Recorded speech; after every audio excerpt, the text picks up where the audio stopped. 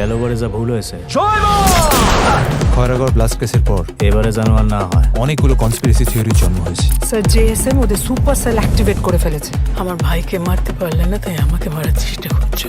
এই হলো পঙ্কজ সিংহ, the lion king. বলতে যাচ্ছি পশ্চিমবঙ্গ তথা কলকাতার এবার পুজোর সবচাইতে বড় সিনেমা এবং সবচাইতে বড় তারকাবহুল সিনেমা, যেখানে রয়েছেন আবির, অঙ্কুশ, মিমি চক্রবর্তী, নুসরাত ফারিয়া, কৌশানী, ভিক্টর ব্যানার্জি।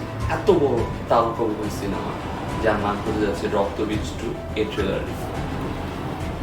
এত স্নেহ কোথায় গেলে পাবে কে? যতদিন গঙ্গা বইবে, পদ্মা বইবে, তোমার চরণ ভারত বাংলাদেশ একসাথেই রইবে। আমার ধরে আমি হারতে আসিনি পঙ্কজ সিনহা, হয় জিতবো নয় মরবো। আমার এই দেশেতেই জন্ম যেন এই দেশেতেই এই সিনেমার গল্পটা যতটুকু ট্রেলারে দেখানো হয়েছে তা নিয়ে আমরা আলোচনা করি, তাহলে দেখা যায় রক্তবীজ 2 এর গল্পটি শুরু হচ্ছে রক্তবীজ 1 এর ফর্মেট এবং কিছুটা এরকম। যেমন রক্তবীজ 1 এ দেখানো হয়েছিল ভারতবর্ষের রাষ্ট্রপতি তিনি সফরে বের হচ্ছেন এবং তার পিছনে কিছু মানুষ তাকে হত্যার চেষ্টা করছে। এখানেও ঠিক সেরকমই দেখানো হচ্ছে, বাট একটু লার্জার স্কেলে দেখানো হচ্ছে। এখানে দেখানো হচ্ছে ভিক্টর ব্যানার্জি সফরে বের হচ্ছেন, তিনি বাংলাদেশ সফরে আসছেন এবং বাংলাদেশ সফরে তাকে এবং বাংলাদেশের প্রধানমন্ত্রীকে কোনো এক দল, যেটি হচ্ছে অঙ্কুশের দল, হত্যার চেষ্টা করছে। এখন এই হত্যার চেষ্টাকে কিভাবে বা ইন্ডিয়ান পুলিশ তথা আবির চ্যাটার্জি এবং মিমি চক্রবর্তী আটকায় এবং তাদের মধ্যে কিরকম ফাইট হয় এবং কি কারণেই বা অঙ্কুশ হঠাৎ করে একজন শিক্ষিত মানুষ থেকে কিভাবে একজন জঙ্গিতে পরিণত হয়, সেটা পরিপূর্ণভাবে দেখানো হয়েছে এই সিনেমার ভিতরে। মূলত এই সিনেমার দুটি অংশ, একটি হচ্ছে অঙ্কুশের ক্রিমিনাল হয়ে ওঠার ঘটনা এবং দ্বিতীয় অংশ অঙ্কুশ এবং আবির চ্যাটার্জির ফাইট। এই দুটোকে মূলত এই সিনেমা কেন্দ্র করে।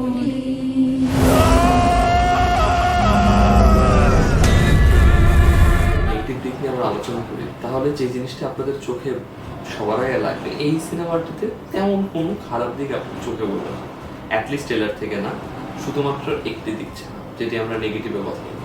এখন যদি পজিটিভের কথা বলি, একটি কমার্শিয়াল সিনেমার যতগুলো টোপ থাকা উচিত, যতগুলো দিকের কারণে কমার্শিয়াল সিনেমাটি ভালো হয়, তা সবগুলো এখানে রয়েছে। এখানে হিরো ভিলের টাসেল রয়েছে, হিরোর ইন্ট্রো রয়েছে, রোমান্টিক ট্র্যাক রয়েছে, আইটেম সং রয়েছে, রোমান্টিক গান রয়েছে, একটা পলিটিক্যাল প্রেক্ষাপটকে দেখানো হচ্ছে, বিশেষ একটা স্টোরিকে লাইনকে দেখানো হচ্ছে, এক দেশ থেকে আরেক দেশে যাওয়া দেখানো হচ্ছে, ফরেন লোকেশন দেখানো হচ্ছে। একটা প্রপার বাংলা সিনেমায় যতটুকু বাজেটে যত বড় লাক্সারিভাবে দেখানো সম্ভব, তার প্রত্যেকটাই উইন্ডোজ এবারে পুজোর জন্য রক্তবীজে রেখেছে, যেহেতু রক্তবীজ একটা বিশাল বড় কালেকশন করেছিল গতবার পুজো। সেই দিক থেকে, নির্মাণের দিক থেকে, একটা লাক্সারির দিক থেকে, গ্র্যান্ডনেসের দিক থেকে কোথাও কোনো অংশ আপনি কমতে পারবেন না।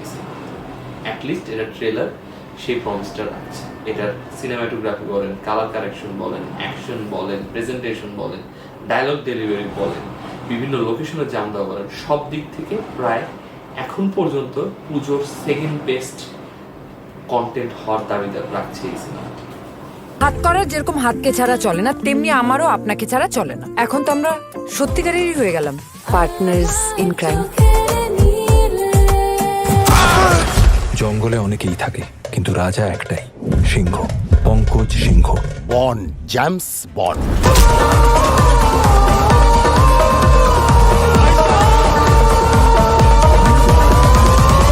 তুমি প্রথমে বলেছিলাম যখন আমি রিভিউ শুরু করি, এর একটি দিক আমার খটকা লাগছে, যেহেতু ট্রেলার, তাই সেটা নিয়ে পরিপূর্ণভাবে আলোচনা করতে পারছি না। কিন্তু যখনই আপনি বাংলাদেশকে দেখাচ্ছেন, বাংলাদেশ প্রেক্ষাপটকে দেখাচ্ছেন, একটা সেন্সিটিভ ইস্যু নিয়ে টাচ করছেন, যদি সেটা প্রপার রিসার্চ, প্রপার অ্যানালিসিসের মাধ্যমে না করেন, তাহলে দুই বাংলায় যে এই মুহূর্তে মুভির ওয়েব সিরিজ কন্টেন্টের ভিউয়ারশিপটা আদান প্রদান হচ্ছে, সেটা একটা বিঘ্ন লাগতে পারে। দুই বাংলার এই মুহূর্তে মুভির ইন্ডাস্ট্রি এমন একটা পর্যায়ে আছে যেটা ডেভেলপ হচ্ছে। যদি এই জায়গায় এই একটা মুভিতে এমন কিছু দেখানো হয় যেটা তুই বাংলার মানুষ না হোক, অ্যাটলিস্ট এই বাংলার মানুষকে খারাপ নজরে দেখায়। এই সিনেমাটি হয়তো এমন ধরনের রিলেশনশিপ তৈরি করতে পারছে, পরবর্তীতে হয়তো দুই বাংলায় আর কোনো সিনেমার আদান প্রদান হবে, একটি খারাপ নেগেটিভ ইম্প্যাক্টও পাওয়াতে হবে। আমি চাই না উইন্ডোজের মতো এত বড় প্রতিষ্ঠান যারা এত ভালো ভালো সিনেমা বানিয়েছে, আমি বিশ্বাস করার চেষ্টা করবো যে তারা এই জিনিসটি করে। শুধুমাত্র কিছু একটা হাইপ তৈরি করতে হবে দেখে রিলিজের পরে, যেহেতু দেবের ছবিও আছে, একটা কিছু রেখে দেয় যাতে মানুষের মধ্যে হাইপ ক্রিয়েট হয়। আমি বিশ্বাস করি সেটা তারা রাখবে না। তারা ভালোভাবে নির্মাণ করেছে, অনেক ভালো ভালো গুণী আর্টিস্ট রেখেছে, একটি পরিপূর্ণ কমার্শিয়াল সিনেমা মেক করেছে।